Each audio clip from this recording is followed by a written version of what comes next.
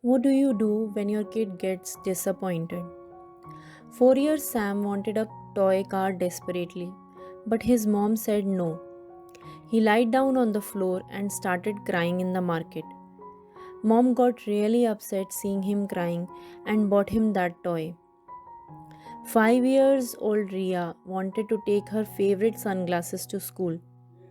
Mom told her that it is not allowed in school. She started hitting her mom and cried that she doesn't love her. Mom couldn't see Ria crying and said yes. These and similar incidents happen with us every day. And what is wrong with these incidents? As soon as parents saw their kids being disappointed, they too got disappointed. I believe we are the ones who get more disappointed seeing them like that than actually they are. Since I am also a parent, I too did this many times before I finally realized I was going the wrong path. We want everything to be perfect for them. We don't want them to face any disappointment in life. But is this idea going to work as they grow up? Definitely not. They are going to face disappointments every other day. We are just creating utopia, an imaginary situation for them that life is full of good stories and we are there to get them out of every disappointment. When they will grow up, rather than finding solutions to overcome the disappointments, our kids will learn to remain glued to disappointments and will always expect someone else to come and get them out of those disappointments.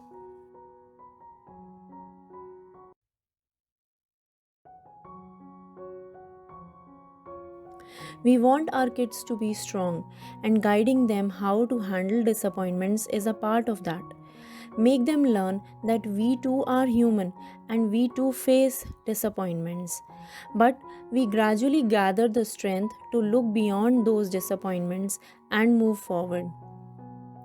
Rather than being a shield to them for disappointments, be a support to them. Let's be realistic and make our kids realistic too. Start early, no matter how old your child is. Start teaching them problem solving once they turn 5. Let them take small decisions for themselves. They will learn to accept failures and will learn to work again to succeed. Let them embrace their successes. When they will fail, they will learn to be self motivated. Let them be disappointed. At least we are there with them now to help them find the solutions. So when they grow up and we no longer are with them, they will carry our guidance and their self confidence to rise above every failure that comes in their way. My name is Deepti. I am a parent coach. Through my YouTube channel and Facebook page, Journey of Positive Parenting, I have been sharing many peaceful ways by which we can raise our kids, make them listen to us, and help them become successful in their lives. And the best part is that we don't have to scold or hit them when we use these ways. If you also want to learn these ways of parenting, then come to my YouTube channel and Facebook page. And if you think my videos are useful to you, then subscribe and like. If you have any questions related to parenting your children, you can email me at journeyofpositiveparenting@gmail.com. Thank you and bye bye.